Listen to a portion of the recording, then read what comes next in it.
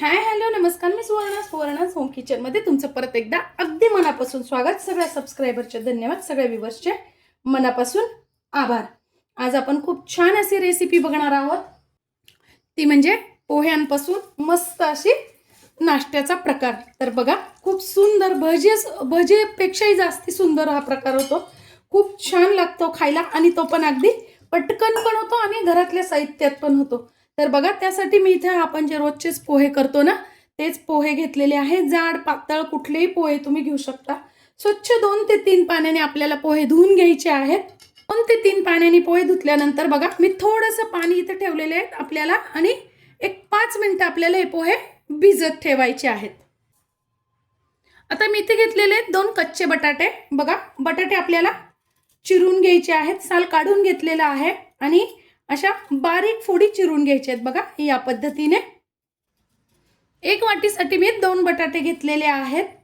बटाटे छान स्वच्छ धुवून घेतलेले आहे आणि मी इथे घेतलेले आहे अर्धी वाटी तांदळाचं पीठ. तुम्ही इथे डाळीचं पीठ, गव्हाचं पीठ, मैदा किंवा मग कॉर्नफ्लॉवर असं काही घेऊ शकता.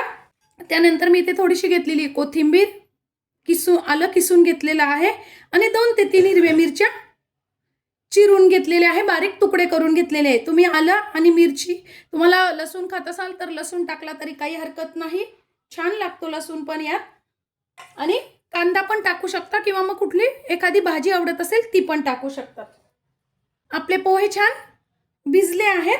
पाणी काढून टाकायचं आहे आणि एक मिक्सरच्या भांड्यात आपल्याला हे पोहे घालून घ्यायचे. त्यातच टाकून घ्यायचं आपल्याला बटाटा कच्चाच घेतलेला आहे. त्यातच टाकून घ्यायचं आहे आपल्याला तांदळाचं पीठ.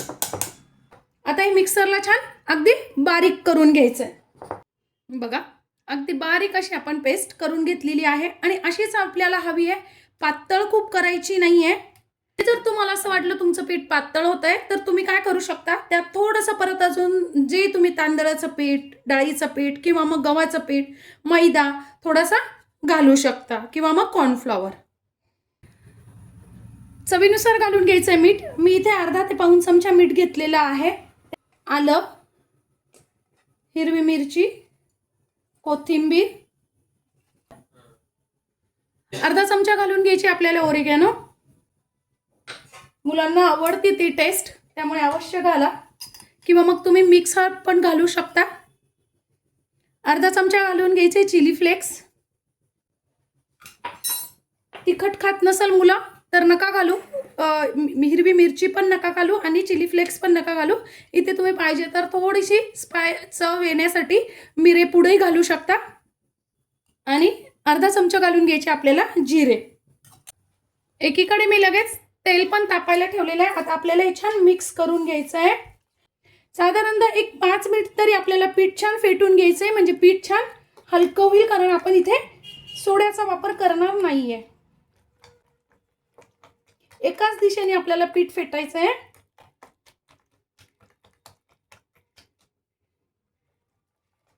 मला इथे थोडंसं पीठ पातळ वाटतंय म्हणून मी 2 चमचे अजून तांदळाचं पीठ टाकून घेते.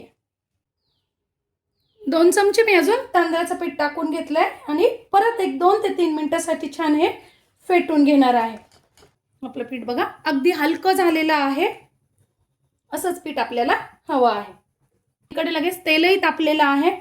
खूप गरमही करून घ्यायचं नाही तेल आपल्याला आणि अगदी थंड पण नाही, मीडियम असं आपल्याला तेल गरम करून घ्यायचं आहे. आणि जेव्हा आपण हे भजे टाकणार आहोत ना, तेव्हा ते आपल्याला गॅस बारीक करायचा आहे आणि बघा असे छोटे छोटे छान भजे टाकून घ्यायचे.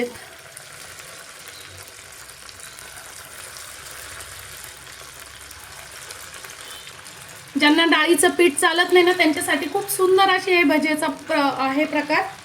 त्याला ब्राऊन कलर येईपर्यंत, खमंग होईपर्यंत तळून घ्यायचे आहेत. बघा मस्त. वा, तळताना मोठ्या गॅसवरही नाही आणि स्लो गॅसवरही नाही, मीडियम गॅसवर आपल्याला तळून घ्यायचे आहेत खमंग होईपर्यंत. बघा छान कलर आलेला आहे. आता काढून घ्यायचे आहे. वा,